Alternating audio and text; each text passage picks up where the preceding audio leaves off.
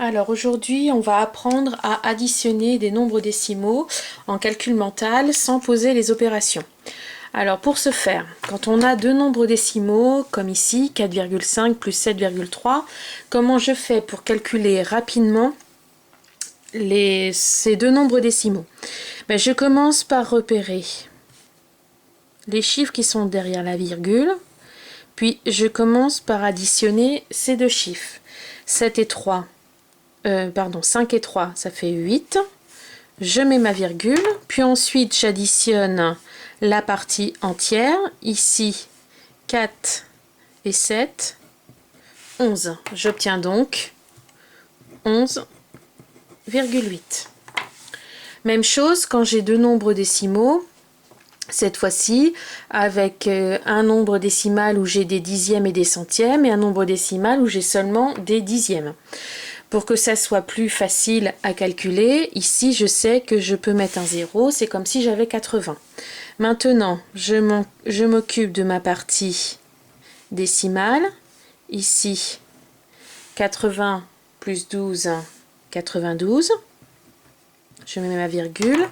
Puis je m'occupe de ma partie entière, 13 plus 7, que je mets ici, et qui fait 20. Ici, j'ai donc 20,92. Même chose ici, 2,15 plus 7,59.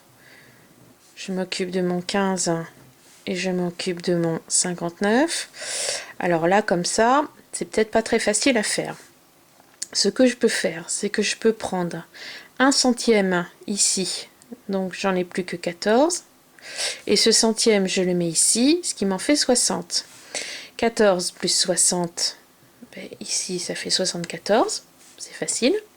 Et maintenant, je m'occupe de ma partie entière.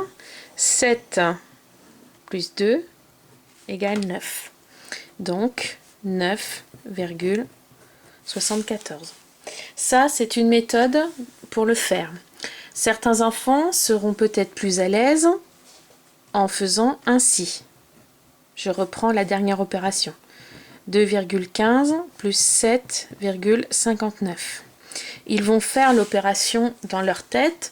9 plus 5, 14. Je pose 4 et je retiens 1 dans ma tête. 5 et 1, 6 et 1, 7. Je mets ma virgule. 7 et 2, 9. C'est à vous de voir quelle méthode vous préférez. De toute façon, en faisant cette méthode-là, c'est comme si vous faisiez celle-ci. C'est la même chose, sauf qu'ici, vous décomposez. Quand vous aurez bien compris comment on décompose, par la suite, vous arriverez très facilement à calculer de cette façon-là. Regardez une deuxième fois la vidéo pour être sûr de bien avoir compris comment on calculait rapidement des nombres décimaux. Puis ensuite, allez chercher les calculs qui se trouvent dans la journée de mardi et faites les calculs de la journée de mardi.